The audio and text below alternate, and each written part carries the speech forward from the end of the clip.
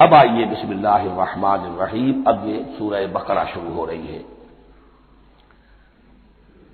سورۃ البقرہ جو 286 آیات پر مشتمل ہے، تقریباً 2.5 پاروں پر پھیلی ہوئی ہے۔ ہر شخص جانتا ہے کہ قرآن حکیم کی حجم کے اعتبار سے سب سے بڑی سورت ہے، لیکن یہ معاملہ صرف حجم کا نہیں ہے۔ نبی اکرم صلی اللہ علیہ وسلم نے اسے سنام القرآن قرار دیا ہے۔ آپ نے فرمایا لکل شیء سنام، ہر چیز کی ایک چوٹی ہوتی ہے، جیسے اونٹ کا کوہان ہوتا ہے۔ وسنام القرآن البقرہ، سنام القرآن، قرآن کی چوٹی جو ہے وہ سورۃ البقرہ ہے۔ یہ نوٹ کر لیجئے جو میں نے کل آپ کو جو مختلف مکی اور مدنی صورتوں کے گروپوں کے بارے میں بتایا تھا کہ یہاں سے اب پہلی منزل بھی شروع ہو رہی ہے اور پہلا گروپ بھی شروع ہو رہا ہے، اور اس کے ساتھ جو اگلی صورت آئے گی وہ اس کا جوڑا ہے، سورہ آل عمران، جس کی سب سے نمایاں علامت یہ نوٹ کیجیے، یہ بھی الف لام میم سے شروع ہوئی، اگلی بھی الف لام میم سے شروع ہوگی۔ اس کے بعد 2 صورتیں مدنی اور ہیں، لیکن ان دونوں میں نہ حروف مقطعات ہے نہ کوئی اور تمہیدی کلام ہے، براہ راست خطاب سورہ نساء میں یا ایھا الناس اور سورہ مائدہ میں یا ایھا الذین آمنوا، کوئی تمہیدی بات نہیں، کوئی حروف مقطعات نہیں، براہ راست خطاب۔ وہ ایک جوڑا ہے سورہ نساء اور سورہ مائدہ، اور یہ ایک جوڑا ہے سورہ بقرہ اور سورہ آل عمران۔ سورہ بقرہ اور سورہ آل عمران کو نبی اکرم صلی اللہ علیہ وسلم نے الزہراوین بھی قرار دیا ہے۔ زہرا کہتے ہیں بڑی روشن چیز کو، یہ حضرت فاطمہ رضی اللہ تعالی عنہا کے نام کے ساتھ آتا ہے، فاطمہ الزہراء، تو زہرا بہت روشن دمکتی ہوئی شے۔ الزہراوین، یہ 2 نہایت دمکتی ہوئی صورتیں ہیں جو قیامت کے دن 2 بدلیوں کی شکل میں ظاہر ہوں گی، حضور نے فرمایا، اور جو لوگ ان صورتوں سے محبت کرتے تھے ان پر سایہ کریں گے۔ اللہم ربنا اجعلنا منہم، ہمیں اللہ تعالیٰ ان میں شامل فرما دے۔ اس سورہ مبارکہ کو 2 حصوں میں تقسیم سمجھیے۔ ویسے تو یہ کہ رکوع آئیں گے، پارے بھی بدلیں گے اس میں، لیکن حصے 2 ہیں۔ پہلے حصے میں اصل روئے سخن سابقہ امت مسلمہ سے ہے، یہود سے، بنی اسرائیل سے۔ دوسرے حصے میں اصل خطاب موجودہ امت مسلمہ سے ہے، امت محمد سے صلی اللہ علیہ وسلم۔ پہلے حصے میں 18 رکوع ہیں، لیکن آیات 152 ہیں۔ دوسرے حصے میں 22 رکوع ہیں، لیکن آیات 134 ہیں۔ گویا کہ اس سے آپ کو توازن نظر آئے گا کہ اگرچہ ادھر رکوعوں کی تعداد کم ہے 18، لیکن آیات کی تعداد زیادہ ہے 152۔ دوسرے حصے میں رکوعوں کی تعداد زیادہ ہے 22، لیکن آیات کی تعداد 134۔ اسی لیے اس کا ایک نام میں نے تجویز کیا ہے، وہ اس لیے تاکہ کچھ حقائق آپ کے ذہنوں میں ان ناموں کے حوالے سے بھی انشاءاللہ محفوظ ہو جائیں گے۔ سورۃ الامتین، 2 امتوں کی صورت، اس لیے کہ تقریباً نصف اس کی ساری بحث جو ہے، مرکزی بحث، وہ سابقہ امت مسلمہ بنی اسرائیل، اور دوسرا نصف اس میں سارا خطاب وہ ہے موجودہ امت مسلمہ یعنی امت محمد صلی اللہ علیہ وسلم۔ اس کا جو پہلے 18 رکوع ہے یا پہلا حصہ ہے، اس کے اندر ڈویژن فردر ہوگی ورٹیکل، عمودی، پہلے 4 رکوع، پھر 10 رکوع، پھر 4 رکوع۔ لیکن جو 22 رکوع ہیں دوسرے حصے کے، دوسرے نصف کے، اس میں ڈویژن جو ہے جو ہاریزونٹل ہے، وہ افقی تقسیم ہے، عمودی نہیں، افقی۔ وہ میں بعد میں بیان کروں گا جب ہم وہاں پہنچ جائیں گے۔ ان کو پہلے سمجھ لیجئے کہ اس پہلے حصے کی جو تقسیم میں نے کی ہے، پہلے 4 رکوع، پھر 10 رکوع اور پھر 4 رکوع۔ پہلے 4 رکوع یوں سمجھیے کہ پورے قرآن مجید کے لیے اس کی حکمت اور فلسفے کا جو حصہ مکی قرآن میں بیان ہو چکا تھا اس کا خلاصہ ہے۔ جب یہ سورت نازل ہو رہی ہے تو یہ تو مدینہ میں حضور تشریف لا چکے ہیں، 12-13 سال جو ہے گزر چکے ہیں، اور ان 12-13 سالوں کے دوران 2/3 قرآن نازل ہو چکا ہے۔ اس میں جو بھی حکمت، فلسفہ اور بنیادی دعوت، یہ جو چیزیں مکی قرآن میں بیان ہوئی، ان کا خلاصہ نچوڑ نکال کر یہاں 4 رکوعوں میں رکھ دیا گیا۔ اگرچہ ان میں بھی جب گہرائی میں آپ دیکھیں گے تو روح سخن جو ہے وہ بنی اسرائیل کی طرف ہے، وہ میں بعد میں عرض کروں گا، لیکن اضافی طور پر یہ سمجھ لیجئے کہ پورے مکی قرآن کے حکمت اور پیغام کا خلاصہ ان 4 رکوعوں میں۔ پھر 10 رکوع ہیں جن میں براہ راست خطاب ہے سابقہ امت مسلمہ، یا بنی اسرائیل۔ اس کے بھی 2 حصے ہیں۔ پہلے ایک رکوع میں دعوت ہے، بڑا انداز اس کا بڑا پیارا ہے، اس میں دعوت ہے، ایمان لاؤ محمد پر صلی اللہ علیہ وسلم۔ اور اس کے بعد 9 رکوع ہے ملامت کے، ملامت، تنقید، تم نے یہ کیا اور یہ کیا اور یہ کیا، ہم نے یہ احسان کیے، یہ احسان کیے، یہ احسان کیے، تم نے یہ ناشکری کی، یہ ناشکری کی، یہ ناشکری کی۔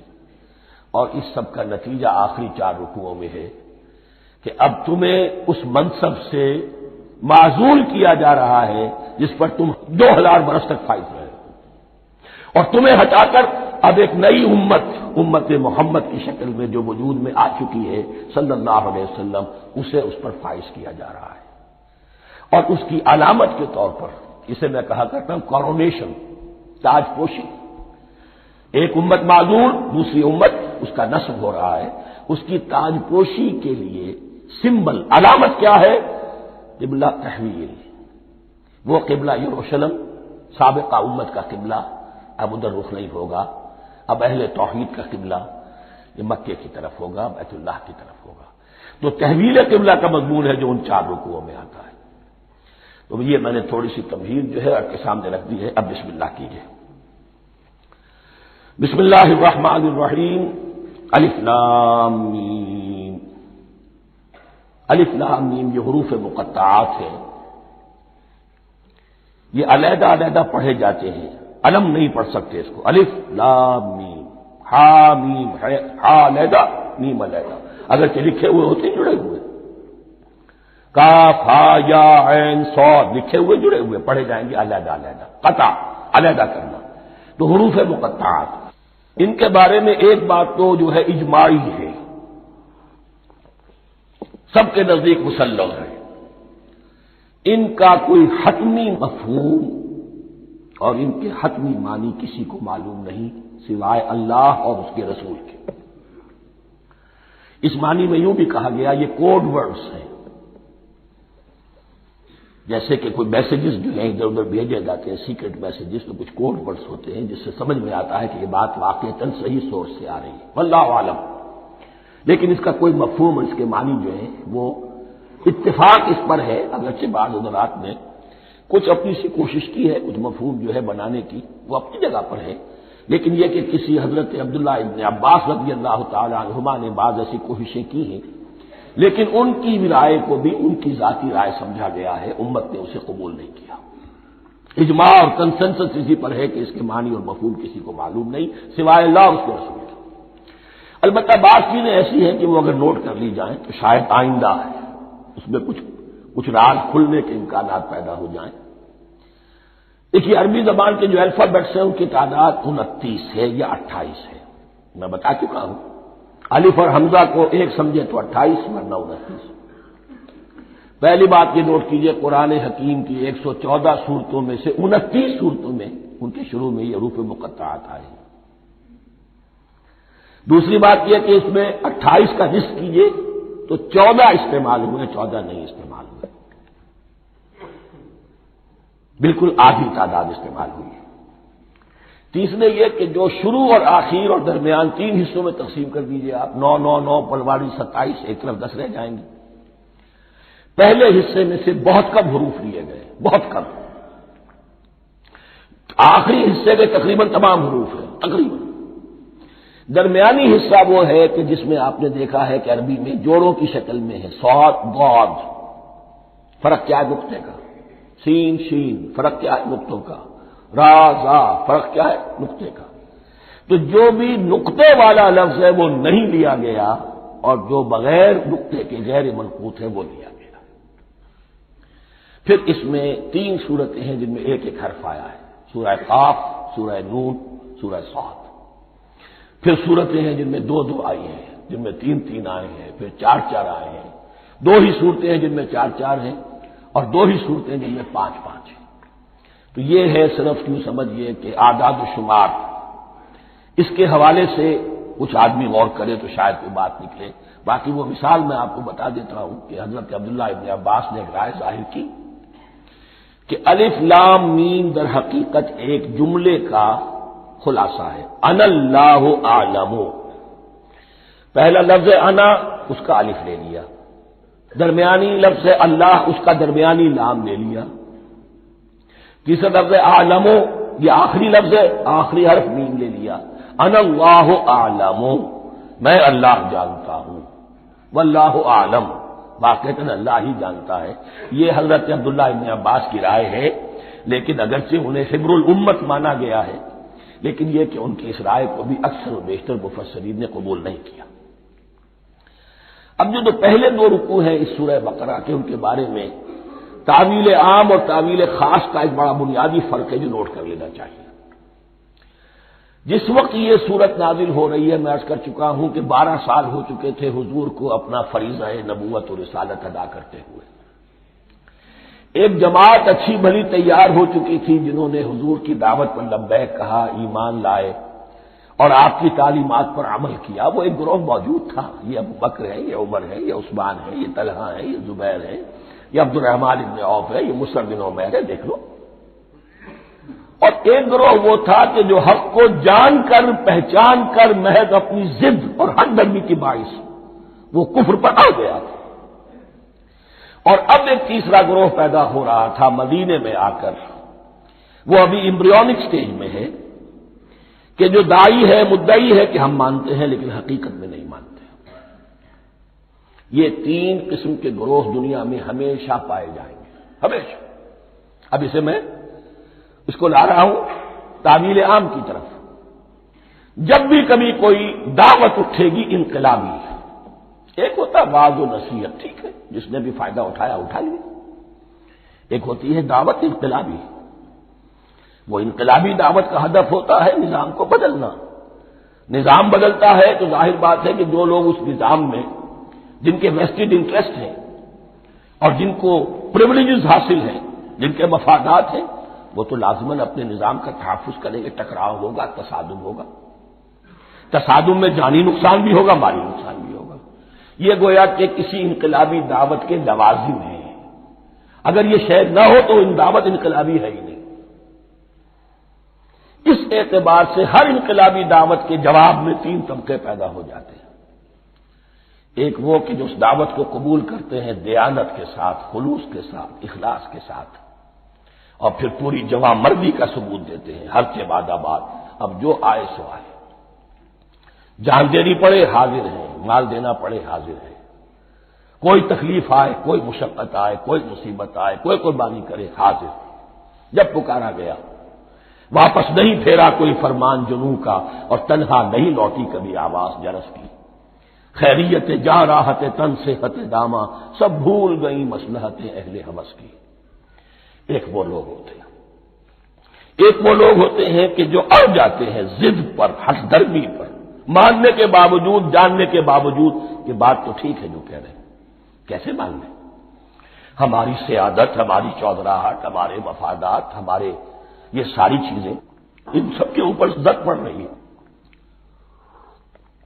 یہ لوگ اڑ جاتے ہیں اور پھر کوئی دعوت، کوئی نصیحت، کوئی مزید افہام و تفہیم ان کے حق میں مفید نہیں ہوتی، اس لیے کہ صحیح بات ہے جو کہتے ہیں کہ سوتے کو تو جگایا جا سکتا ہے، جاگتے کو کیسے جگائیں؟ کوئی سویا ہوا ہے تو آپ کو جگا دیں گے، جو جاگا ہوا ہے لیکن وہ بنا ہوا ہے، وہ اٹھنے کو تیار ہی نہیں ہے، تو آپ کیسے اٹھا دیں گے اس کو؟ تو جو لوگ جان بوجھ کر حق کو پہچان کر رد کر دیتے ہیں، پھر ان کے حق میں کوئی دعوت، کوئی نصیحت، کوئی تبلیغ، کوئی انذار، کوئی تبشیر مفید نہیں ہوتی۔ تیسرا درجہ ایسے لوگوں کا ہوتا ہے جو یا تو شروع میں آتے ہی شرارت کے ارادے سے، کوئی مصلحت ہے جس کی وجہ سے اس دعوت کو قبول کر لیا، کوئی ذاتی منفعت ہے جس کے لیے قبول کر لیا، یا یہ کہ شروع میں تو اخلاص کے ساتھ آتے ہیں لیکن جب قربانی دینے کا وقت آتا ہے تو ان کے اندر سیرت و کردار کی وہ مضبوطی نہیں ہوتی کہ ہر سے بعد آباد، یہ نہیں ہوتی، وہ پھر ڈگمگاتے رہتے ہیں، کبھی کچھ چلے پھر کہیں چھٹک کر رہ گئے، پھر کہیں کچھ چلے پھر چھٹک کر رہ گئے۔ یہ تیسرا طبقہ ہے کہ جو کہتا ہے، دعوی مدعی ہے کہ ہم نے مانا ہے، قبول کیا ہے، بات ٹھیک ہے، کچھ تھوڑا بہت چلتے بھی لیکن جہاں مشکل آئی چھٹک کر کھڑے ہو گئے، اوندھے منہ گر پڑے۔ یہ تیسرا طبقہ ہے۔ اس کے لیے لفظ ہمارے ہاں منافقین بھی ہے، لیکن اس رکوع میں آ کر ابھی ان 4 رکوعوں میں نہیں بلکہ سورہ بقرہ میں مکمل میں بھی کہیں نفاق کا لفظ نہیں آیا ہے، اس لیے کہ اسے مرض سے تعبیر کیا گیا ہے۔ یہ مرض ہے اور اس مرض کے ذریعے سے لوگوں کے اندر جو ہے وہ ایک نفاق کا بیج پڑ رہا ہے جو ظاہر ہوگا کہ منافقت پوری کی پوری کھل کر سامنے آ جائے گی۔ روگ ہے انسانی شخصیت کا، اس حوالے سے وہ تیسری، اور یہ چونکہ اہم ترین حصہ تھا اور یہ مرض اب شروع ہو رہا تھا، مدینے میں، مکے میں نہیں تھا، لہذا زیادہ تفصیل سے اس کے بارے میں گفتگو ہوئی۔ اعوذ باللہ من الشیطان الرجیم، بسم اللہ الرحمن الرحیم، الف لام میم، ذالک الکتاب لا ریب فیہ، صدق اللہ العظیم۔ الف لام میم حروف مقطعات ہیں جن کے بارے میں عرض کر چکا ہوں۔ ذالک الکتاب لا ریب فیہ، یہ وہ کتاب ہے اس میں کوئی شک نہیں۔ الکتاب اس لیے کہا گیا ہے کہ قرآن مجید کی پیشین گوئیاں اور خوشخبریاں سابقہ کتابوں میں موجود تھیں، اور کیونکہ اس سورہ مبارکہ میں اصل خطاب کا رخ جو ہے وہ ہے سابقہ امت مسلمہ کی طرف، تو ذالک کتاب نہیں کہا گیا، ذالک کتاب لا ریب فیہ نہیں، ذالک الکتاب یہ وہ کتاب ہے، کتاب موعود ہے جس کی پیشن گوئیاں تورات اور انجیل میں موجود تھیں۔ لا ریب فیہ، اس میں کوئی شک نہیں۔ حرف اورا ریب، نئے، تبدیل، نئے، یہی الفاظ آئے ہیں سورہ سجدہ کے شروع میں بھی، الف لام میم تنزیل الکتاب لا ریب فیہ رب العالمین، لا ریب فیہ من رب العالمین، فیہ ھدی للمتقین۔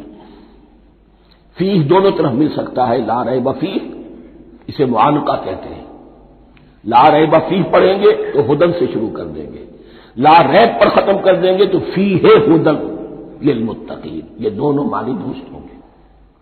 آپ کو مل جائے گا جو قرآن شریف لے کر بیٹھے ہوئے ہیں کہ حاشیے میں معانقہ نمبر 1 لکھا ہوا ہے، معانقہ عند المتاخرین۔ ھدی للمتقین یہ ہدایت ہے، رہنمائی ہے اہل تقویٰ میں جو بچنا چاہیں۔ تقویٰ کا اصل مفہوم سمجھ لیجئے، بقا یقین، کسی کو بچانا، تقویٰ خود بچنا۔ جن لوگوں کے اندر فطرت سلیمہ ہوتی ہے ان میں اخلاقی حس موجود ہوتی ہے، وہ بری چیز سے بچنا چاہتے ہیں، بھلی کو حاصل کرنا چاہتے ہیں، وہ لوگ ہیں کہ جو گویا کہ اس قرآن کا اصل مخاطب ہے، وہی اس سے استفادہ کر سکیں گے۔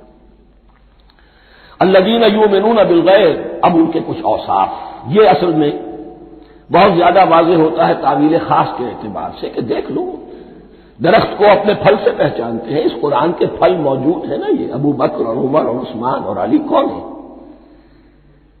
یہ جو مہاجرین آئے ہیں چل کر، مدینے والوں دیکھو یہ کون ہیں، ان کی شخصیتیں کیا ہیں، ان کا کردار کیا ہے، ان کا اوصاف کیا ہے، یہ کس درخت کے پھل ہیں، یہ اس بینہ کے پھل ہیں، یہ اس ذکرہ کے پھل ہیں۔ بینہ رسول من اللہ یتلو صحفا مطہرۃ فیہا کتب قیمہ، یہ اس شجرہ مبارکہ کے پھل ہیں، دیکھ لو ان کے کیا شب و روز ہے، الذین یؤمنون بالغیب، جو غیب پر ایمان رکھتے ہیں۔ تعویل عام کے اعتبار سے اس کا بہت اہم مفہوم ہوگا، جو یہ طے کر لے کہ سوائے مادے کی دنیا کے مجھے اس سے آگے جانا ہی نہیں، unless I can verify۔ آپ کو معلوم ہے کہ میٹیریل جو حقائق ہے وہ تو آپ ویریفائی کر سکتے ہیں، آنکھ سے دیکھ سکتے ہیں، کان سے سن سکتے ہیں، ویریفائڈ ہے۔ جو یہ سمجھ لے گا کہ اس کے بیونڈ کچھ نہیں ہے، اس کے لیے قرآن میں کوئی ہدایت نہیں ہے۔ ہدایت قرآنی کا نقطہ آغاز یہ ہے کہ انسان یہ سمجھ لے کہ جو اصل حقیقت ہے وہ مستور ہے، نگاہوں سے چھپی ہوئی ہے، سامنے جو کچھ نظر آ رہا ہے۔ ایک انگلستان کے بہت بڑے فلسفی کی کتاب کا عنوان ہے appearance and reality, reality and appearance, Bradley کی کتاب۔ اپیئرنس جو کچھ نظر آ رہا ہے یہ حقیقت نہیں، حقیقت اس کے پیچھے ہے۔ اور کنفیوشس کا ایک جملہ ہے جو بہت بڑا حکیم اور فلسفی تھا چین کا، بہت بڑا حکیم اور فلسفی، اور ہو سکتا ہے کہ نبی ہو، واللہ عالم، ہم کہہ نہیں سکتے۔ اس کی تعلیم بڑی اخلاقی تعلیم ہے، اور اس کا جملہ سنیے، یہ یؤمنون بالغیب کی اس سے زیادہ صحیح تصریح ممکن نہیں۔ There are certain things, there's nothing more real than what cannot be seen, and there's nothing more certain than what cannot be heard. وہ حقائق جو آنکھوں سے نہیں دیکھے جا سکتے اور کانوں سے نہیں سنے جا سکتے، ان سے زیادہ یقینی اور واقعی حقائق اور کوئی نہیں۔ There's nothing more real than what cannot be seen, and there's nothing more certain than what cannot be heard. الذین یؤمنون بالغیب ویقیمون الصلاۃ، نماز قائم کرتے ہیں، ومما رزقناہم ينفقون، اور جو کچھ ہم نے انہیں دیا ہے اس میں سے خرچ کرتے ہیں، خیر میں، بھلائی میں، نیکی میں، ابناء نو کی حاجات کو رفع کرنے میں، لوگوں کی تکلیفیں دور کرنے میں، خود اللہ کے لیے، اللہ کی رضاجوئی کے لیے، اللہ کو قرض حسنہ دیتے ہوئے۔ والذین یؤمنون بما انزل الیک وما انزل من قبلک، اور وہ کہ جو ایمان رکھتے ہیں اس پر بھی جو آپ پر نازل کیا گیا ہے محمد صلی اللہ علیہ وسلم، اور اس پر بھی کہ جو آپ سے پہلے نازل کیا گیا۔ یہ بہت اہم الفاظ ہیں، اس لیے کہ عام طور پر آج کل ہمارے ہاں یہ خیال پھیلا ہوا ہے کہ یہ تورات اور انجیل کے پڑھنے کا کوئی فائدہ نہیں، کوئی ضرورت نہیں، کوئی ضرورت نہیں کی حد تک تو شاید بات صحیح ہو، لیکن کوئی فائدہ نہیں، یہ بالکل غلط ہے۔ یہ ابتدا ہے قرآن کی، اور کس قدر اہتمام کے ساتھ کہا جا رہا ہے، ایمان صرف قرآن پر نہیں، اس پر بھی کہ جو اس سے پہلے نازل کیا گیا۔ اور سورہ نساء کی آیت، اور سورہ نساء نازل ہوئی ہے کہیں جا کر سن 6 ہجری میں، یا ایھا الذین آمنوا آمنوا باللہ ورسولہ والکتاب الذی نزل علی رسولہ والکتاب الذی انزل من قبل۔ تو اس سے ایمان جو ہے تورات پر اور انجیل پر اور زبور پر اور صحف ابراہیم پر، اجمالی ایمان کی جو اہمیت ہے اس کو اچھی طرح سمجھ لیجیے۔ البتہ یہ ہے کہ چونکہ ہم سمجھتے ہیں اور جانتے ہیں کہ ان کتابوں میں تحریف ہو گئی ہے، لہذا ان کتابوں کی کوئی شے قرآن پر حجت نہیں ہوگی، جو چیز قرآن سے ٹکرائے گی ہم اس کو رد کر دیں گے، ان کتابوں کی کسی شے کو دلیل کے طور پر نہیں لائیں گے۔ لیکن جہاں قرآن مجید کی کسی بات کی نفی نہ ہو رہی ہو تو بہت سے حقائق ہمیں ان کتابوں ہی سے ملتے ہیں۔ انبیاء کے مابین جو زمانی ترتیب ہے، کرونالوجیکل آرڈر جو ہے، وہ تو ہمیں تورات سے ملتا ہے، قرآن میں تو نہیں۔ قرآن میں کبھی حضرت نوح کا ذکر بعد میں ہے، حضرت موسیٰ کا پہلے، وہ باہر تو کسی اور پہلو سے ترتیب آتی ہے، لیکن وہاں ہمیں تاریخ ملتی ہے، ابراہیم کی، اسحاق کی، یعقوب کی، انبیاء بنی اسرائیل کی، موسیٰ کی، عیسیٰ کی، یہ ساری چیزیں۔ تو اس کی اہمیت جو ہے اس کو سمجھ لیجئے۔ والذین یؤمنون بما انزل الیک وما انزل من قبلک وبالآخرۃ هم یوقنون، آخرت پر وہ یقین رکھتے ہیں۔ نوٹ کرنے والی بات کیا ہے کہ باقی سب چیزوں کے لیے لفظ ایمان آیا، آخرت کے لیے ایقان کیوں؟ واقعہ یہ ہے کہ انسان کے عمل کے اعتبار سے سب سے زیادہ مؤثر شے ایمان بالآخرہ ہے۔ ایمان بالآخرہ ہے تو عمل سیدھا رہے گا کہ ہاں مجھے جواب دہی کرنی ہے، جانا ہے، اٹھنا ہے، اللہ کے حضور حاضری ہے۔ اگر یہ یقین ہے تو عمل صحیح ہوگا۔ اس میں کمی ہو گئی تو توحید جو ہے وہ بھی بس ایک عقیدہ، ایک ڈوگما بن کے رہ جائے گی۔ ایمان بالرسالت بھی بدعات کو جنم دے گا، عید میلاد نبی منا لیجئے اور کچھ عشقیہ اشعار کہہ دیجئے، نعتیہ اشعار کہہ دیجئے، اللہ اللہ خیر صلی اللہ، یہ ایمان بالرسالت کے مظہر ہوگی۔ عمل انسان کا درست ہوتا ہے آخرت کے یقین کے ساتھ. وبالآخرۃ ہم یوقنون، آخرت پر انہی کا یقین ہے، انہی کا یقین ہے. یہ حصر بھی ہے اس اعتبار سے کہ یہودی میں مدعی تھے کہ ہم آخرت پر یقین رکھتے ہیں، یہاں کنٹراسٹ دکھایا جا رہا ہے آخرت پر یقین رکھنے والے یہ لوگ ہیں. اور تعویل خاص کے اعتبار سے وہ لوگ موجود ہیں تمہاری نگاہوں کے سامنے. 13 برس کی محنت کی کمائی محمد الرسول اللہ صلی اللہ علیہ وسلم کی اس کتاب کی، یتلو علیہم آیاتہ ویزکیہم ویعلمہم الکتاب والحکمہ، اس کا جو نتیجہ ہے وہ تمہارے سامنے. اولئک علی ھدی من ربہم، یہ وہ لوگ ہیں جو اپنے رب کی طرف سے ہدایت پر ہیں. وہ ابتدائی ہدایت بھی ان کے پاس تھی اور یہ تکمیلی ہدایت بھی، قرآن پر بھی ان کا یقین پورا ہے اور محمد کا اتباع بھی وہ کر رہے ہیں. وَأُولَٰئِكَ هُمُ الْمُفْلِحُونَ، اور یہی وہ لوگ ہیں جو فلاح پانے والے ہیں. فلاح کا لفظ بھی قرآن مجید کی بڑی اہم اصطلاح ہے. منزل مراد کو پہنچ جانا، کسی باطنی حقیقت کا عیا ہو جانا. اسی لیے اس پر پھر گفتگو انشاءاللہ ہوگی سورہ مومنون کے شروع میں. لیکن یہ کہ فلاح پانے والے، کامیاب ہونے والے اصل میں یہی لوگ ہیں. تو گویا کہ تعویل خاص میں صحابہ کرام کی طرف اشارہ ہو گیا، تعویل عام میں ہر شخص کو بتا دیا گیا اگر قرآن کی ہدایت سے مستفید ہونا ہے تو یہ اوصاف اپنے اندر پیدا کرو. اب دوسرا گروہ، ان الذین کفروا سواء علیہم انذرتہم ام لم تنذرہم لا یؤمنون، یقیناً جن لوگوں نے کفر کیا، اور یہاں مراد کیا ہے؟ جو کفر پر اڑ گئے. اس کو ہم تعویل عام میں نہیں لے سکتے، اس لیے کہ اگر تو ہم اس کو عام میں لے لیں گے تو اس کے معنی تو یہ ہوں گے جس شخص نے کسی وقت کفر کیا اب وہ ہدایت پر آ ہی نہیں سکتا. نہیں، یہ بات نہیں ہے. کوئی کفر میں ہے، وہ غالطے کی بنا پر ہے، عدم توجہی کی بنا پر ہے، حق اس پر واضح نہیں ہوا ہے اس لیے ہے، تو آپ اسے سمجھائیں گے، انذار و تبشیر سے اسے فائدہ ہو جائے گا، واعظ و نصیحت سے اسے فائدہ ہو جائے گا. ایک وہ ہے کہ جو حق کو سمجھ کر پہچان کر اور پھر اڑ گئے، ضد کی وجہ سے، ہٹ دھرمی کی وجہ سے، تعصب کی وجہ سے، تکبر کی وجہ سے، حسد کی وجہ سے.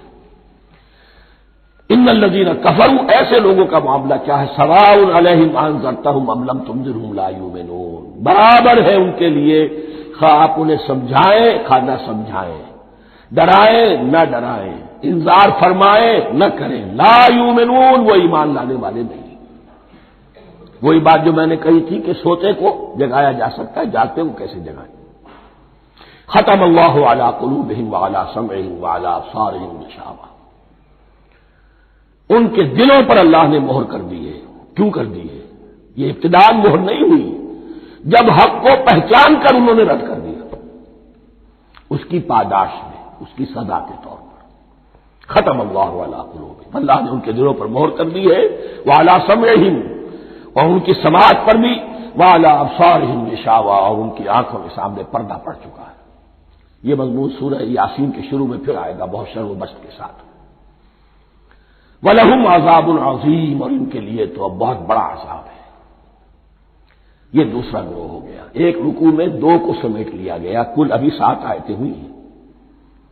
ایک وہ گروہ جس نے قرآن مجید کی دعوت سے صحیح استفادہ کیا، ان میں طلب ہدایت کا مادہ موجود تھا، ان کی فطرتیں سلیم تھیں، ان کے سامنے دعوت آئی، قبول کی، اور قرآن کے بتائے ہوئے راستے پر چلے. وہ گلے سرسبد ہیں، وہ شجرہ قرآنی کے نہایت مبارک اور مقدس وہ اس کے پھل ہیں. ایک گروہ وہ ہے جس نے حق کو پہچانا لیکن اس کو رد کر دیا اپنے تعصب یا ہٹ درمی کی وجہ سے. ان کا ذکر آ گیا بہت اختصار کے ساتھ، اس لیے کہ ان کا ذکر آپ کو بہت تفصیل سے مکی صورتوں میں ملے گا.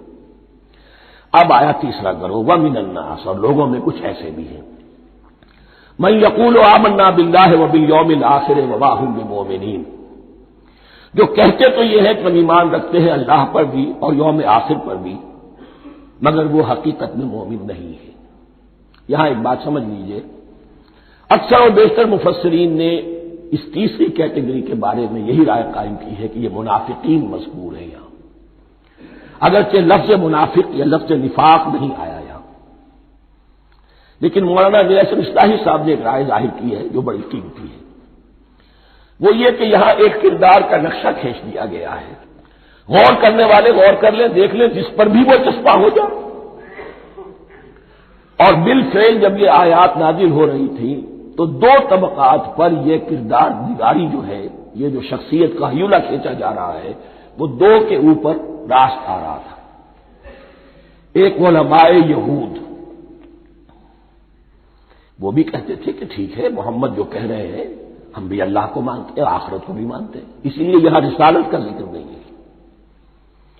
بھئی ہم محمد ہی کو نہیں مانتے نا صلی اللہ علیہ وسلم، باقی اگر 1.25 لاکھ نبی آئے ہیں تو باقی 1.25 لاکھ کو تو ہم مانتے ہیں، ایک محمد کو نہیں مانا، ایک عیسیٰ کو نہیں مانا، بس۔ تو ہمیں بھی مانا جانا چاہیے کہ ہم بھی مسلمان ہیں۔ ایک یہ ان کی رائے ہے، اور واقعہ یہ ہے کہ یہاں اس طریقے کا تذکرہ ہو رہا ہے کہ جس سے ان کا کردار بھی جھلک رہا ہے، روح سخن ان کی طرف جا رہا ہے۔ مجھے یاد ہے اپنی 10ویں جماعت کے زمانے میں دہلی میں نے دیکھا تھا کہ ناٹ سرکس وہاں کا ایک بڑی مارکیٹ ہوتی تھی، تو جوتے کی دکان پہ بہت بڑا جوتا لٹکایا ہوا تھا، بہت بڑا، اور لکھا تھا free to whom it fits, جس کے پاؤں میں یہ ٹھیک ٹھیک آ جائے وہ لے جائے۔ تو یہ free to whom it fits ہے، ایک کردار ہے۔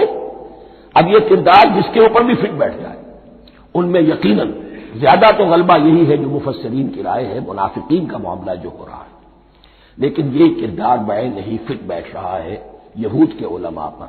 اور یہ بھی نوٹ کر لیجئے کہ جو مدینہ منورہ میں نفاق کا جو پودا پروان چڑھا ہے، بلکہ پودا نہیں کہنا چاہیے، جھاڑ جھکاڑ جو پروان چڑھا ہے، وہ یہودیوں کے زیر اثر، جیسے جنگل کے اندر بڑے بڑے درخت بھی ہوتے ہیں اور اندر جو ہے نیچے جھاڑیاں بھی ہوتی ہیں، تو یہ نفاق کا جھاڑ جھکاڑ جو ہے وہ یہودی علماء کا جو پودا تھا اور بہت بڑا تھا، اس میں کوئی شک نہیں، اس کے سائے میں پروان چڑھا ہے۔ ان دونوں میں معنوی ربط بھی ہے۔ وَمِنَ النَّاسِ مَن يَقُولُ آمَنَّا بِاللَّهِ وَبِالْيَوْمِ الْآخِرِ وَمَا هُم بِمُؤْمِنِينَ، اور لوگوں میں سے کچھ ایسے بھی ہیں جو کہتے تو یہ ہے کہ ہم ایمان رکھتے ہیں اللہ پر اور یوم آخر پر، لیکن وہ مومن نہیں ہیں۔ يُخَادِعُونَ اللَّهَ وَالَّذِينَ آمَنُوا وَمَا يَخْدَعُونَ إِلَّا أَنفُسَهُمْ، وہ دھوکہ دینے کی کوشش کر رہے ہیں اللہ کو اور اہل ایمان کو۔ لیکن یخادعون جو ہے یہ باب مفعلہ ہے، باب مفعلہ میں کشمکش ہوتی ہے، کشاکش ہوتی ہے، لہذا ترجمہ میں نے کیا کوشش کر رہے ہیں۔ وما یخدعون الا انفسهم، یہ ثلاثی مجرد میں آ گیا، اور نہیں دھوکہ دے رہے مگر صرف اپنے آپ کو، یہ یقینی ہے اپنے آپ کو تو دھوکہ دے رہے ہو، لیکن یہ کہ اللہ اس کے رسول کو اور اللہ اور اہل ایمان کو دھوکہ نہیں دے سکتے۔ سورہ نساء کی آیت نمبر 142 میں یہ کھل کر منافقین کے بارے میں یہی الفاظ آئے ہیں، ان المنافقین یخادعون اللہ وہو خادعهم، یقیناً منافقین جو ہے وہ اللہ کو دھوکہ دینے کی کوشش کر رہے ہیں اور اللہ انہیں دھوکہ دے رہا ہے۔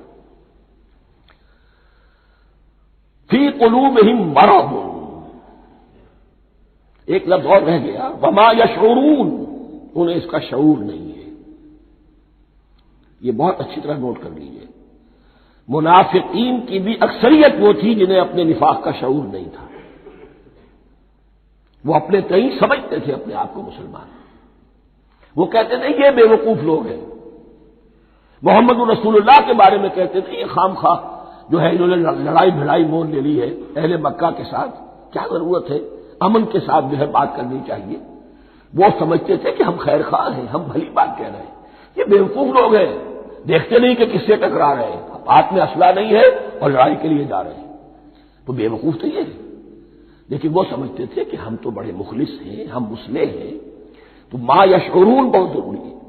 بعض لوگ منافق ایسے بھی تھے کہ جو اسلام میں داخل ہی ہوتے تھے دھوکہ دینے کی خاطر، اور ان پہ پہلے دن سے واضح ہوتا تھا کہ ہم مسلمان نہیں ہیں، ہم نے اسلام کا لبادہ اوڑھا ہے صرف دھوکے کے لیے۔ اس کا ایک ذکر سورہ آل عمران میں آئے گا۔ لیکن اکثر و بیشتر منافقین دوسری طرح کے تھے جنہیں اپنے نفاق کا شعور حاصل نہیں تھا۔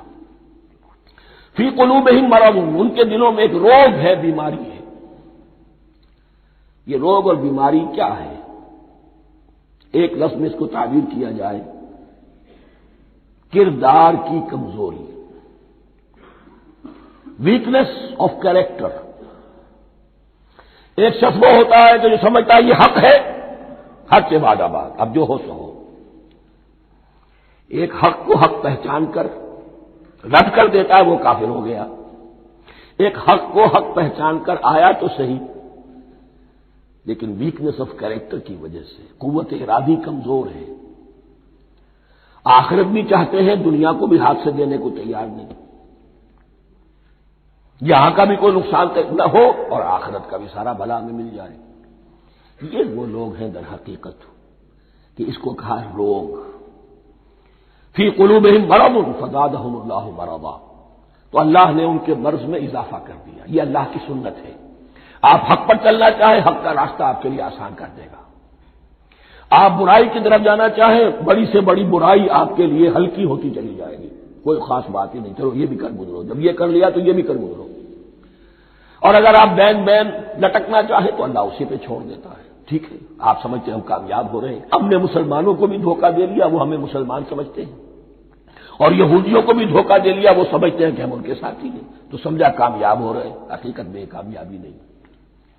فی قلوبہم مرض فزادہم اللہ مرضا ولہم عذاب علیم بما کانوا یکذبون، اور ان کے لیے تو دردناک عذاب ہے. عذاب العظیم کا لفظ آیا تھا اوپر کفار کے لیے، وَلَهُمْ عَذَابٌ عَظِيمٌ، 7ویں آیت ختم ہوئی.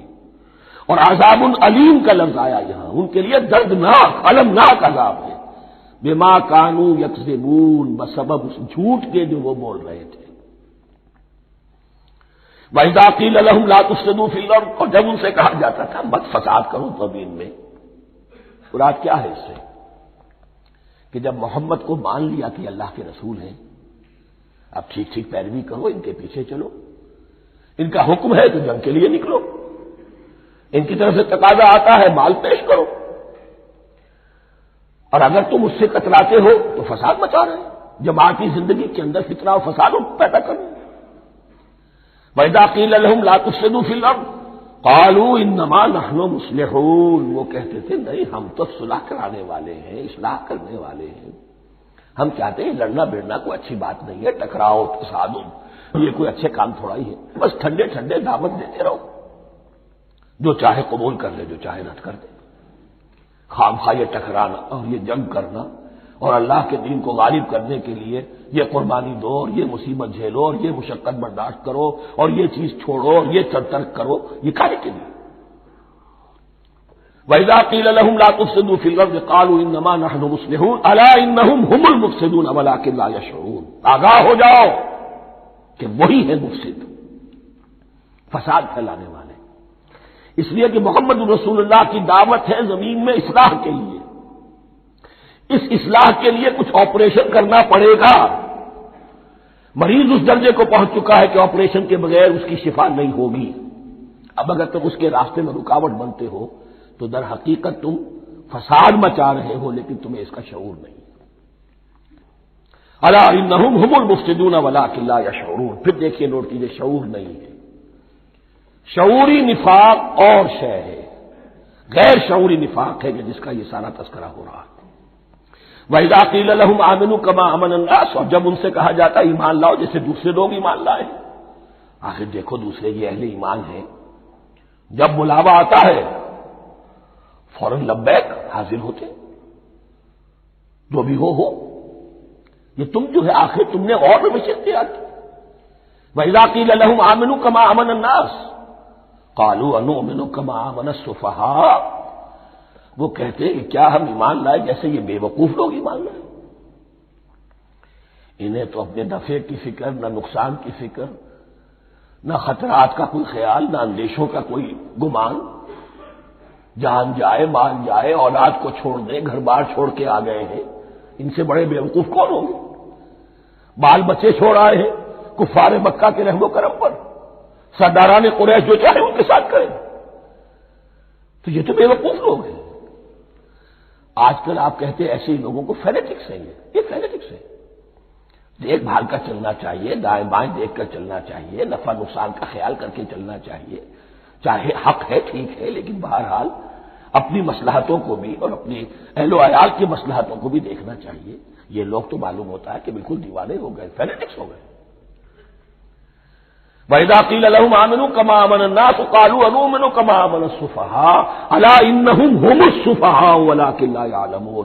آگاہ ہو جاؤ کہ وہی بے وقوف ہیں لیکن انہیں علم نہیں ہے. وہ صادق الایمان جو ایمان کی ہر تقاضے کو پورا کرنے کے لیے ہر وقت حاضر ہے، ان سے بڑا عقل مند کوئی نہیں، ان سے بڑا سمجھدار کوئی نہیں. انہوں نے یہ جان لیا ہے کہ اصل زندگی آخرت کی زندگی ہے، یہ نہیں ہے. یہ تو عارضی ہے، کل نہیں آج ختم ہو جائے، آج نہیں ابھی ختم ہو جائے، کیا فرق پڑے گا؟ جانا تو ہے، اب نہیں تو کل، کل نہیں تو پرسوں جانا تو ہے. تو عقل تو ان کے اندر ہے. الا انہم هم السفہاء ولکن لا یعلمون واذا لقوا الذین آمنوا قالوا آمنا. اور جب یہ ملتے ہیں ان سے جو اہل ایمان ہیں تو کہتے ہیں ہم بھی ایمان رکھتے ہیں. اب یہ ان دونوں پر آئے گا. عام جو یہودی تھے وہ بھی کہتے تھے کہ ہم بھی تو آخر اللہ کو مانتے ہیں، آخرت کو مانتے ہیں. اور منافق تو تھے ہی جو رسول کو بھی مانتے تھے. وَإِذَا خَلَوْا إِلَىٰ شَيَاطِينِهِمْ. اور جب یہ اپنے شیطانوں کے پاس خلوت میں ہوتے ہیں، اور یہاں شیاطین سے مراد ہیں اہل کتاب یہود کے علماء، ان کے سردار، یا عبداللہ ابن ابی جو منافقین مدینہ کا سردار تھا. اگر وہ کبھی ملامت کرتا ہے دیکھو تم تو معلوم ہوتا ہے بالکل مسلمانوں میں شامل ہی ہو گئے پوری طرح سے، تمہیں کیا ہو گیا، تم ہر بات مان رہے ہو. اب انہیں یہ کچھ نہ کچھ اپنی وفاداری کا یقین دلانے کے لیے کہنا پڑتا تھا، نہیں نہیں ہم انہیں بیوقوف بنا رہے ہیں، ہم ان سے ذرا تمسخر کر رہے ہیں، ہم ہیں آپ کے ساتھ ہی، آپ فکر نہ کریں. اسی لیے یہ دو منہ ہونا، نفق کہتے ہیں سرنگ کو جس کے دو دروازے ہوتے ہیں، باقی زیر زمین ہے. نافقہ گوہ کا بل ہے کہ دو دروازے رکھتا ہے، دو اس کے منہ رکھتا ہے کہ ادھر سے اگر کتا داخل ہو جائے شکار کے لیے تو ادھر سے نکل بھاگے، ادھر سے آئے تو ادھر سے نکل بھاگے. تو دو منہ انسان، یہ در حقیقت جس کو پھر سورہ نساء میں کہا گیا لا الہ ہؤلاء ولا الہ ہؤلاء، نہ ادھر کے ہیں نہ ادھر کے، مذبذبین بین ذلک، اس کے درمیان مذبذب ہو کر رہ گئے. یہ شیطان کا لفظ یہاں سمجھ لیجئے کہ اس کے دو رائے ہیں کہ یہ شطنہ سے بنا ہے یا شات سے بنا ہے، شین الف طوئے یا شین طا نون. شطنہ کے معنی تباہ ادا کو بہت دور ہو گیا، دور ہو گیا. شیطان سے مراد جو اللہ کی رحمت سے بہت دور ہو گیا. اور شاطا یشیتو کے معنی ہے احترق غضبا وحسدا، کوئی شخص غصے اور حسد کے اندر جل رہا ہو، وہ شاطا یشیتو ہے. اس سے فعلان کے وزن پر، رحمان کے وزن پر، غضبان کے وزن پر شیطان، یعنی وہ کہ جو حسد اور غضب کی آگ میں جل رہا ہے. تو یہ ایک تو شیطان وہ ہے جو جنات میں سے ہے جس کا نام عزازیل تھا پہلے، اب ہم اسے ابلیس کے نام سے جانتے ہیں. وہ ایک شیطان ہے، جنی ہے. پھر یہ کہ جو بھی اس کے پیروکار ہیں دنیا میں انسانوں میں سے ہو یا جنات میں سے ہو وہ بھی شیاطین ہیں. اسی طرح اہل کفر اہل زیغ کے جو بڑے بڑے سردار ہوتے ہیں ان کو بھی شیطان سے تعبیر کیا گیا. وَإِذَا خَلَوْا إِلَىٰ شَيَاطِينِهِمْ قَالُوا إِنَّا مَعَكُمْ. اور جب وہ خلوت میں ہوتے ہیں، علیحدگی میں ہوتے ہیں اپنے شیاطین کے پاس، سرداروں کے پاس، کہتے ہیں ہم تو آپ کے ساتھ ہیں. انما نحن مستہزئون، یہ تو ہم ان مسلمانوں کو بیوقوف بنا رہے ہیں، ان سے استہزاء کر رہے ہیں، تمسخر کر رہے ہیں. ہم تمسخر میں کہہ دیتے ہیں کہ ہم بھی آپ کے ساتھ ہیں، آمنا. اللہ یستہزئ بہم ویمدہم فی طغیانہم یعمہون. حقیقت کیا ہے کہ اللہ ان کا مذاق اڑا رہا ہے اور ان کو ڈھیل دے رہا ہے کہ وہ اپنے عقل کے اندھے پن میں بڑھتے چلے جائیں. اللہ تعالیٰ جیسا میں نے عرض کیا رسی دراز کرتا ہے. کچھ تو غلط راستے پر جانا تو جاؤ بھائی، فوراً تو نہیں پکڑتا، اگر فوراً پکڑ لے تو سیدھا ہو جائے گا، چلتے جاؤ، جانا چاہتے جاؤ. تو ان کو بھی رسی دراز کر رہا ہے اللہ. لیکن یہ کہ اللہ یستہزئ بہم، یہ سمجھتے ہیں کہ مسلمانوں کا مذاق اڑا رہے ہیں، اصل میں مذاق ان کا اڑ رہا ہے اللہ کے نزدیک. وَيَمُدُّهُمْ فِي طُغْيَانِهِمْ يَعْمَهُونَ. اب یہاں ذرا نوٹ کر لیجئے یہ دو لفظ آئیں گے، عین میم اور ہا، امہ ہے کے ساتھ. ایک ہے عین میم اور یا، امج. تو عین اور میم تو مشترک ہے یا آخر میں فرق ہوگا، عین میم اور ہا ہوگا اس کے معنی عقل کا اندھا، دل کا اندھا. آنکھیں تو ہے لیکن دل کا اندھا ہے، عقل کا اندھا ہے. اور عین میم یا جو آنکھوں کا اندھا ہو، عمیٌ اندھے، اعمیٰ اندھا. تو یہاں فرمایا انا معکم انما نحن مستہزئون اللہ یستہزئ بہم ویمدہم فی طغیانہم یعمہون. اللہ ان کو اس جو ان کی عقل کے اندھے پن میں جو یہ بڑھتے چلے جا رہے ہیں، اللہ بھی ان کی رسی دراز کر رہا ہے تاکہ یہ جہاں تک جانا چاہتے چلے جائیں. اولئک الذین اشتروا الضلالۃ بالہدی، یہ وہ لوگ ہیں کہ جنہوں نے ہدایت کے عوض گمراہی خرید لی ہے. دیکھیے بڑا پیارا انداز ہے یہ. ایک شخص کے سامنے دونوں آپشنز تھے، ایک نے گمراہی کو چھوڑا، ہدایت لے لی، چاہے قیمت دینی پڑی، تکلیفیں اٹھانی پڑی، آزمائشوں میں سے گزرنا پڑا، قربانیاں دینی پڑی، ہدایت لی. اور ایک شخص نے ہدایت دے کر گمراہی لے لی. آسانی تو ہو گئی، فوری تکلیف سے تو بچ گئے، لا الہ الا اللہ ولا الہ الا اللہ، دونوں طرف سے اپنے آپ کو بچا لیا. لیکن حقیقت میں سب سے زیادہ گھاٹے کا سودا یہی ہے. اولئک الذین اشتروا الضلالۃ بالہدی، ہدایت دے کر اور ضلالت خرید لی، فما ربحت تجارتہم، تو ان کی تجارت ان کے حق میں ہرگز مفید نہیں ہوئی. اب یہاں بھی دیکھیے را با اور ہے ہا، ربحا اس کے معنی نفع، صحیح نفع، جائز نفع. را با اور وا ربا وہ سود، وہ بھی اضافہ ہے، وہ بھی بڑھوتری ہے لیکن وہ حرام ہے. ایک ہے تجارت کے اندر جو نفع ہو جائے وہ ربح ہے، را با اور ہا یہ نفع ہے جو جائز نفع ہے. را با اور وا ربا یہ کیا ہے؟ یہ سود ہے، یہ حرام ہے. را اور با مشترک ہے، آگے ہا آگے اور با اس کا فرق ہے. فما ربحت تجارتہم وما کانوا مہتدین، ان کی تجارت ان کے حق میں ہرگز مفید نہیں ہوئی اور نہیں ہے اب یہ ہدایت پانے والے. مثلہم، اب یہاں دو تمثیلیں آ رہی ہیں بڑی پیاری. پہلی تمثیل ہے کفار کے بارے میں، دوسری تمثیل ہے یہ بین والے لوگوں کے بارے میں. پہلوں کے لیے کیا تمثیل ہے؟ مثلہم کمثل الذی استوقد نارا، ان کی مثال اس شخص کی سی ہے جس نے آگ روشن کی. ایک نقشہ کھینچا جا رہا ہے، اندھیری شب ہے جدا اپنے قافلے سے ہے تو، تیرے لیے ہے میرا شعلہ نواق الدین. اندھیری شب ہے، قافلہ بھٹک رہا ہے. کچھ لوگ بڑی ہمت کرتے ہیں، اندھیرے میں بھی ادھر ادھر سے لکڑیاں جمع کرتے ہیں اور آگ روشن کر دیتے ہیں. لیکن اس وقت جب آگ روشن ہوتی ہے کچھ لوگوں کی بینائی سلب ہو جاتی ہے. پہلے وہ اندھیرے میں اس لیے تھے کہ روشنی نہیں تھی، اب وہ اندھیرے کے اندھیرے میں رہ گئے کہ روشنی تو خارج میں آ گئی، اپنی اندر کی روشنی گل ہو گئی، بصارت سلب ہو گئی. یہ مثال ہے ان کفار کی کہ حضور کی آمد سے پہلے سب بھٹک رہے تھے، کوئی حقیقت واضح نہیں تھی، قافلہ انسانیت بھٹک رہا تھا اندھیری شب میں. محمد رسول اللہ آئے، انہوں نے آگ روشن کر دی، اب راستہ کھل گیا، ہدایت واضح ہو گئی. لیکن کچھ ضد یا تعصب یا تکبر یا حسد کی بنیاد پر کچھ لوگوں کی اندر کی بینائی ظاہر ہو گئی، تو وہ تو ویسے کے ویسے بھٹک رہے ہیں جیسے پہلے اندھیرے میں تھے، ویسے اب اندھیرے میں ہے. روشنی میں آنے والے تو وہ ہے، دیکھ لو جن کا ذکر سب سے پہلے ہوا ہے. مثلہم کمثل الذی استوقد نارا، اس شخص کی سی ہے کہ جس نے آگ روشن کی.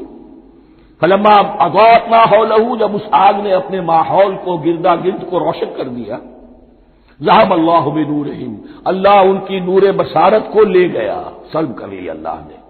وترکہم فی ظلمات لا یبصرون، اور چھوڑ دیا انہیں ان اندھیروں کے اندر کہ وہ کچھ نہیں دیکھتے. صم بکم عمی فہم لا یرجعون، اسم کہتے ہیں بہرے کو، سم جمع ہے اس کی، سمن. اب کمو کہتے ہیں گونگے کو، بکمن اس کی جمع ہے. آما کہتے ہیں اندھے کو، عمیٌ اس کی جمع ہے. یہ بہرے ہیں، گونگے ہیں، اندھے ہیں. فہم لا یرجعون، اب یہ لوٹنے والے نہیں. یہ کون ہے؟ ابو جہل ہے، ابو لہب ہے، ولید بن مغیرہ ہے، عقبہ ابن ابی معیط ہے. یہ سب کے سب ابھی زندہ ہے جب یہ آیات نازل ہو رہی ہیں. ابھی تو غزوہ بدر ہوگا سن 2 ہجری میں، اور اس میں یہ سب جو ہے واصل جہنم ہوں گے. ابھی تک تو ہے نا. یہ لوگ ہو گئے اس کی مثال. مثلهم كمثل الذي استوقد نارا فلما أضاءت ما حوله ذهب الله بنورهم وتركهم في ظلمات لا يبصرون صم بكم عمي فهم لا يرجعون. اب دوسری مثال، او كصيب من السماء، یا بڑی زور کی بارش برس رہی ہے آسمان سے. فيه ظلمات، اس میں اندھیرے بھی ہیں، ورعد، اور گرج ہے، وبرق، اور بجلی چمک رہی ہے. یجعلون اصابعهم فی آذانهم من الصواعق حذر الموت. کچھ لوگ ہیں کہ جو اپنی انگلیاں اپنے کانوں کے اندر ٹھونسے ہوئے ہیں کہ وہ جو کڑک ہے اس سے ان کی جانیں نہ نکل جائیں، موت نہ آ جائے. کڑکا ایسا ہے کہ اس کڑکے سے بچنے کے لیے اپنی انگلیاں اپنے کانوں میں ٹھونس رکھی ہیں، حذر الموت، موت کے خوف سے. واللہ محیط بالکافرین، اللہ ایسے کافروں کا احاطہ کیے ہوئے ہیں، بچ کر کہاں جائیں گے. یکاد البرق یخطف ابصارهم، قریب ہے کہ بجلی ان کی نگاہوں کو لے جائے، ان کی بینائی کو سلب کر لے. کلما ضاء لهم، لیکن ہوتا کیا ہے، جب ذرا روشنی ہوئی تو چل لیے. مشوا فیہ، بجلی چمکی، کچھ نظر آ گیا دائیں بائیں تو کچھ تھوڑا سا چل لیے. وَإِذَا أَظْلَمَ عَلَيْهِمْ، اور جب تاریکی ان پر طاری ہو گئی، قاموا، کھڑے کے کھڑے رہ گئے.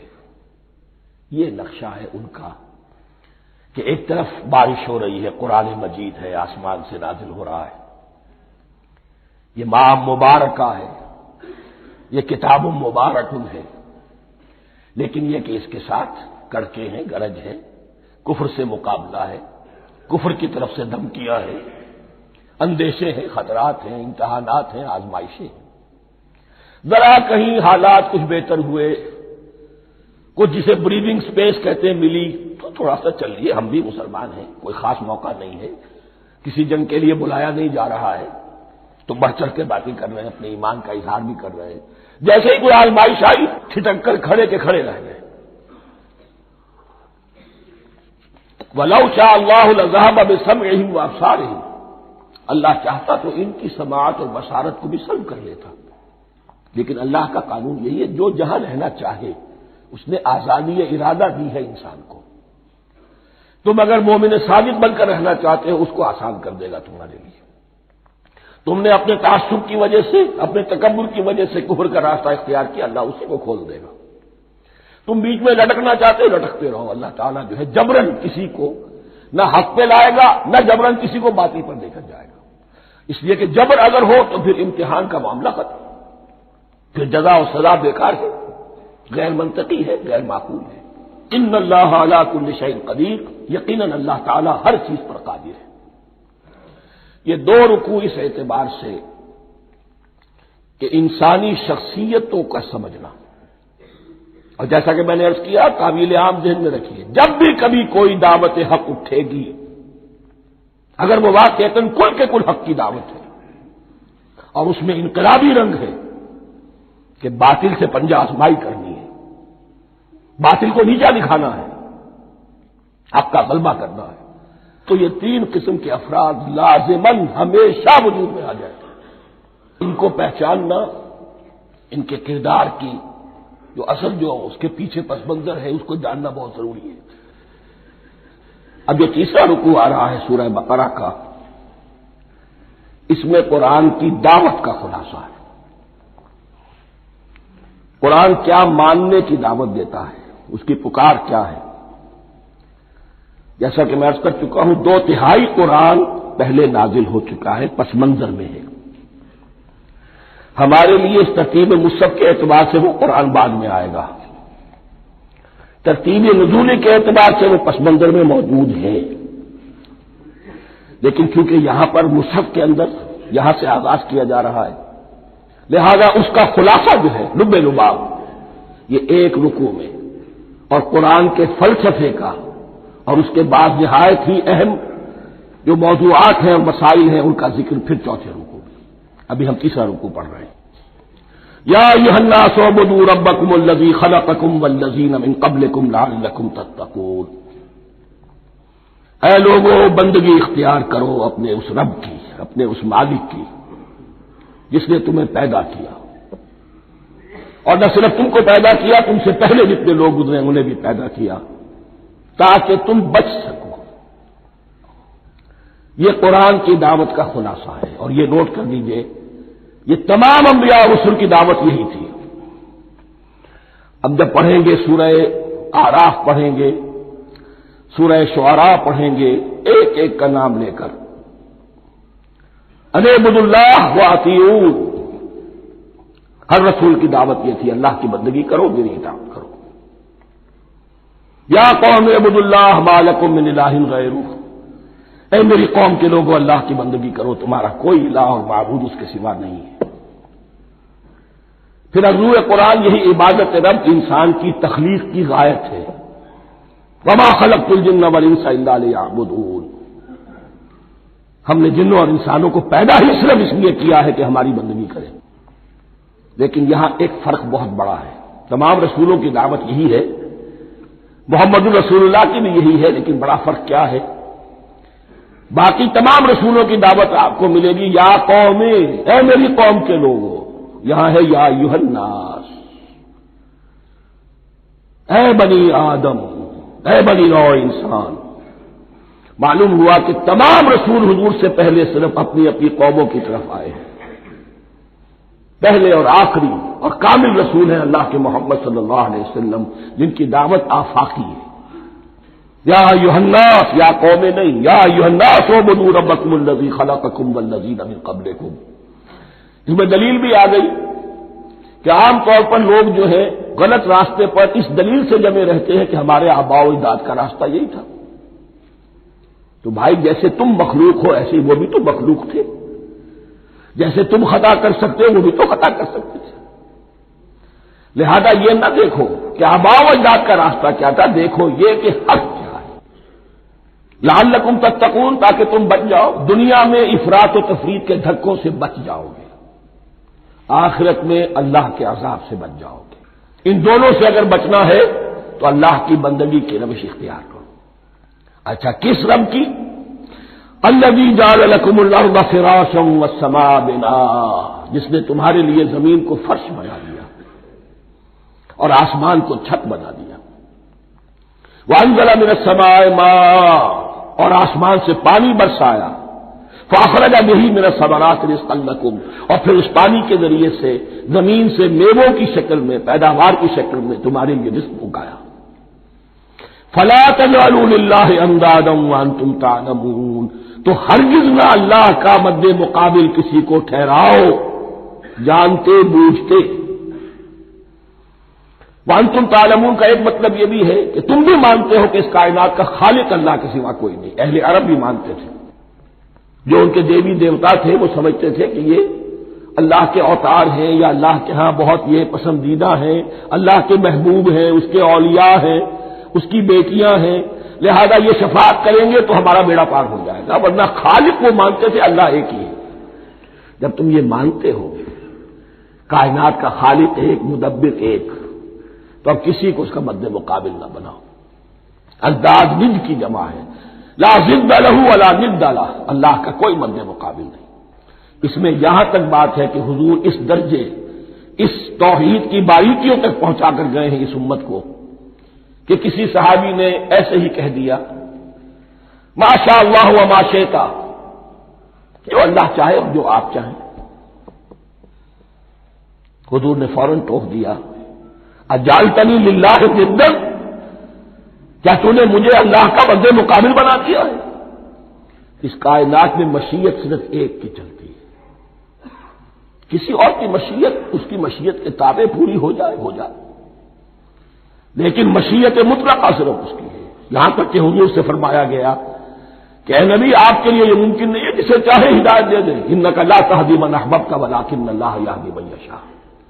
اگر یہ اختیار میں ہوتا تو ابو طالب دنیا سے بغیر ایمان لائے نہ جاتے۔ فلا تجعلوا للہ اندادا وانتم تعلمون۔ اب ان دو آیتوں میں تو یوں سمجھیے توحید توحید نظری بھی اور توحید عملی بھی۔ توحید عملی کیا ہے؟ بندگی صرف اس کی ہو۔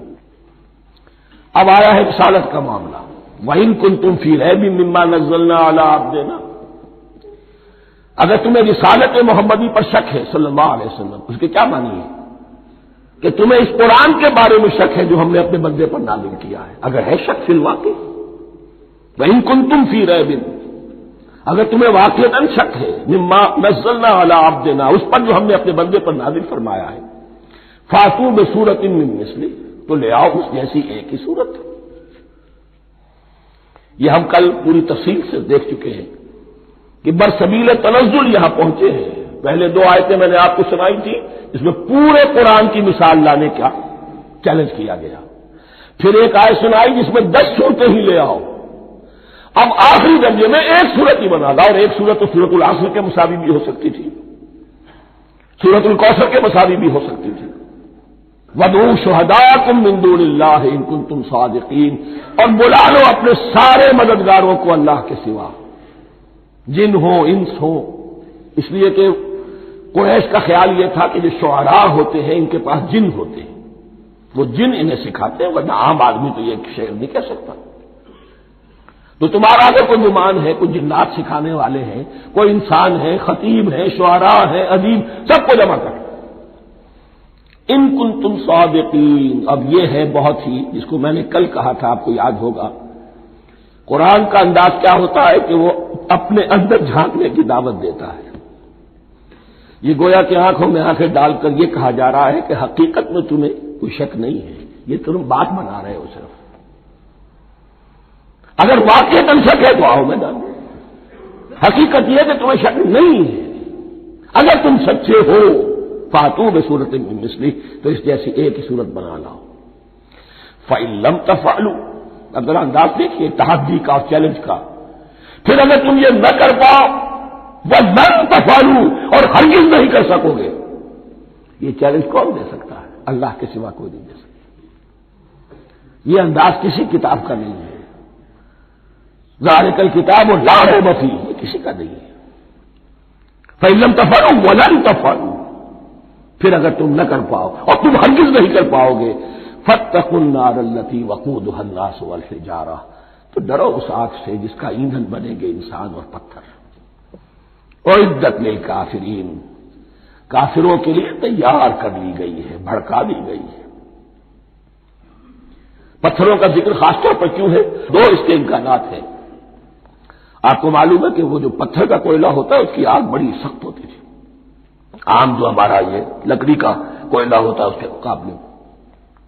اور دوسرے یہ بھی کہ چونکہ انہوں نے جو معبود تلاش کرتے تھے وہ پتھر کے ہوتے تھے، تمہارے ساتھ ہی تمہارے ان معبودوں کو بھی جھونکا جائے گا، وہ بھی جلیں گے، تاکہ تمہاری حسرت کے اندر اضافہ ہو۔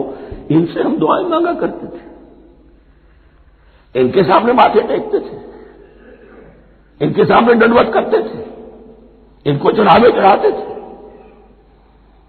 اب یہاں گویا کہ ایمان باللہ توحید، ایمان بالرسالت اور ایمان بالآخرت، فاتقوا النار التي وقودها الناس والحجارہ اعدت للکافرین وبشر الذین آمنوا وعملوا الصالحات، اور بشارت دے دیجیے اے نبی ان لوگوں کو کہ جو ایمان لائے اور جنہوں نے نیک عمل کیے، ان لہم جنات تجری من تحتها الانہار، کہ ان کے لیے وہ باغات ہیں کہ جن کے دامن میں ندیاں بہتی ہوں گی۔ لفظی ترجمہ ہوگا جن کے نیچے ندیاں بہتی ہوں گی۔ مراد اس سے کیا ہے؟ عام فطری باغ وہ ہوتے تھے کہ جس میں ذرا اونچائی پر جو ہے درخت لگے ہوئے ہیں اور دامن میں ندی بہ رہی ہے، تو اس سے خود بخود جو ہے وہ اریگیشن، نیچرل اریگیشن ہو رہی ہے، درختوں کے جڑوں تک پانی پہنچ رہا ہے۔ بہرحال ترجمہ آپ لفظی کریں، ان کے نیچے ندیاں بہتی ہوں گی یا یہ کہ جن کے دامن میں ندیاں بہتی ہوں گی۔ کلما رزقوا منہا من ثمرۃ رزقا، جب بھی کبھی انہیں دیا جائے گا کوئی پھل رزق کے طور پر کھانے کے لیے جنت میں، قالوا ھذا الذی رزقنا من قبل، وہ کہیں گے یہ تو وہی شے ہے جو ہمیں پہلے بھی ملتی تھی۔ اس کا ایک مفہوم یہ ہے، یہ جو نزل ہے، ابتدائی جو ہے دعوت ہے، ابتدائی ضیافت جو ہوگی اس میں وہی چیزیں کہ جو معروف ہے، جانی پہچانی ہے۔ یہ رمان، یہ دیکھیے یہ انار آ رہا ہے خوبصورت، یہ انگور ہے خوبصورت، یہ نخیل ہے، یہ نخل ہے، یہ رطب ہے، لیکن ذائقے کی کوئی نسبت و تناسب بھی نہیں ہوگا۔ وہ کہیں گے یہ وہی شے ہے جو ہمیں پہلے ملتی تھی، وہ اتو بھی متشابہ، مشابہ تو ہوگی وہ، لیکن ان کے ذائقے میں زمین و آسمان کا فرق ہوگا۔ اور ایک یہ بھی مفہوم لیا گیا کہ آخرت میں جنت میں بھی وہی میوے ملتے رہیں گے، لیکن ان کا ذائقہ بدلتا رہے گا، شکل وہ ہوگی لیکن ذائقہ وہی رہے گا کہ جس سے انسان کی بھی طبیعت بڑھ جاتی ہے ایک ہی شے کو کھاتے ہوئے۔ وَلَهُمْ فِيهَا أَزْوَاجٌ مُطَهَّرَةٌ، اور ان کے لیے ہوں گے اس میں بہت ہی پاک باز، نہایت پاک کی ہوئی بیویاں ہوں گی۔ ازواج مطہرۃ وَهُمْ فِيهَا خَالِدُونَ، اور اس میں رہیں گے ہمیشہ ہمیشہ۔ یہ تو تین جو اصول ہیں دین کے دعوت ایمان، توحید اور رسالت اور معاد، ایمان باللہ، ایمان بالرسول، ایمان بالآخرہ۔ اب ذرا کچھ ضمنی مسائل ہیں کہ جو بعض کفار کی طرف سے، بعض معتزلین کی طرف سے پیش ہوتے تھے، وہ کبھی بھی اس چیلنج کا مقابلہ تو نہ کر سکے، میدان میں تو نہ آ سکے۔ یہ بالکل ایسی بات ہے جیسے کسی مصور کی تصویر پر اعتراض کرنے والے تو بہت تھے۔ جب کہا گیا کہ ذرا یہ لیجیے قلم، اس کو ٹھیک کر دیجیے، یہ برش آپ کے ہاتھ میں دیتا ہوں، اب سب پیچھے ہٹ گئے۔ تو کوئی صورت قرآن کے مقابلے میں لانا وہ تو ان کے لیے ممکن نہیں تھی، لیکن ادھر ادھر سے اعتراضات کرنے کے لیے جو زبانیں کھلتی تھی ان میں سے ایک اعتراض نقل کیا جا رہا ہے۔ وہ یہ تھا کہ وہ کہتے تھے کہ قرآن مجید میں مکھی کی تشبیہ آئی ہے، یہ تو بڑی حقیر سی ہے، اعلیٰ کلام ہو اور اعلیٰ متکلم ہو وہ ایسی حقیر چیزوں کا تذکرہ نہیں کرتا۔ بیت العنکبوت مکڑی کا بھی ذکر ہے قرآن میں، اتنی حقیر شے کا، یہ کوئی اعلیٰ کلام نہیں۔ اس کا جواب دیا جا رہا ہے کہ اصل میں کہیں تشبیہ بیان کرنی ہے، تمثیل بیان کرنی ہے، تو دیکھنا یہ کہ جس شے کے لیے تشبیہ دی جا رہی ہے اس کی مناسبت والی شے ہو۔ شے کوئی بہت حقیر ہے تو کسی عظمت والی شے سے آخر کیسے تشبیہ دی جائے گی؟ وہ تو کسی حقیر شے سے ہی تشبیہ دی جائے گی تو جو اصل مقصد ہے تشبیہ کا وہ پورا ہوگا۔ ان اللہ لا یستحیی ان یضرب مثلا ما بعوضۃ فما فوقها، اللہ تعالیٰ کو تو اس میں کوئی جھجک نہیں ہے، کوئی شرم نہیں ہے کہ وہ مچھر کی مثال بیان کرے، تو اس سے اوپر، اب یا فوقها میں دونوں معنی ہو جائیں گے، یعنی کمتر اور حقیر ہونے میں اس سے بھی بڑھ کر، یا یہ کہ اس سے اوپر کی کوئی شے اس کی مثال دینے میں اللہ کو کوئی جھجک نہیں، اس لیے کہ مکھی بھی بہرحال مچھر سے تو ذرا بڑی شے ہے، اس معنی میں بھی ہو سکتا ہے فوقها، اور فوقها اس معنی میں بھی کہ اس سے بھی حقیر ہونے میں اس سے بھی بڑھ کر۔ فَأَمَّا الَّذِينَ آمَنُوا فَيَعْلَمُونَ أَنَّهُ الْحَقُّ مِنْ رَبِّهِمْ، تو جو لوگ صاحب ایمان ہیں وہ جان لیتے ہیں کہ یہ حق ہے ہمارے رب کی طرف سے۔ وَأَمَّا الَّذِينَ كَفَرُوا، اور جنہوں نے کفر کیا ہے، فَيَقُولُونَ مَاذَا أَرَادَ اللَّهُ بِهَذَا مَثَلًا، یہ کیا مثال اللہ نے دی، کیا ارادہ ہوا اللہ کا اس مثال کے ذریعے سے، داغ بہت چڑھا رہے ہیں، اعتراض کر رہے ہیں۔ اب جو آ رہا ہے اگلا جملہ وہ ہے بہت اہم، یضل بہ کثیرا ویہدی بہ کثیرا، اسی کے ذریعے سے اللہ بہتوں کو ہدایت دیتا ہے اور اسی کے ذریعے سے بہتوں کو گمراہ کرتا ہے۔ معلوم ہوا کہ ہدایت اور گمراہی اور ہدایت اور ضلالت انسان کی سبجیکٹو کنڈیشن کے اوپر دار و مدار ہے اس کا۔ آپ کے دل میں خیر ہے، بھلائی ہے، نیت صحیح ہے، طلب ہدایت، طلب علم، اس میں آپ سچے ہیں، آپ کو ہدایت مل جائے گی۔ دل میں زیغ ہے، کجی ہے، نیت میں ٹیڑھ ہے، فساد ہے، تو اسی کے ذریعے سے اللہ آپ کی گمراہی میں اضافہ کر دے گا۔ یضل بہ کثیرا ویہدی بہ کثیرا، لیکن اللہ کا یہ کسی کو ہدایت دینا اور کسی کو ضلالت دینا علل ٹپ نہیں ہے، کسی قاعدے اور قانون کے بغیر نہیں ہے۔ وما یضل بہ الا الفاسقین، نہیں گمراہ کرتا وہ اس کے ذریعے سے مگر صرف سرکش لوگوں کو، جن میں سرکشی ہے، تعلی ہے، تکبر ہے، اور ان کے اوصاف کیا ہے؟ الذین ینقضون عہد اللہ من بعد میثاقہ، جو توڑ دیتے ہیں اللہ کے ساتھ کیے ہوئے عہد کو، اور سب سے بڑا عہد یہ سورہ اعراف میں چل کر آئے گا، عہد الست۔ عالم ارواح میں ہم عہد الست کر کے آئے ہیں۔ الست بربکم قالوا بلا، کیا میں ہی نہیں ہوں تمہارا رب؟ تمام ارواح نے، میں بھی تھا، آپ بھی تھے، سب تھے، کل انسان، جتنے انسان دنیا میں آج تک آ چکے ہیں وہ بھی تھے، اور جو آنے ہیں ابھی قیامت تک وہ بھی تھے، لیکن تھے صرف ارواح کی شکل میں، جسم نہیں تھے۔ اور یہ میں آپ کو بتا چکا ہوں، مکمل وجود ہے انسان کا روحانی وجود۔ اولاً تخلیق اس کی ہوئی تھی، اسی سے آگے چل کر ایک بہت فلسفے کا بہت گہرا مضمون آ رہا ہے آگے چل کر۔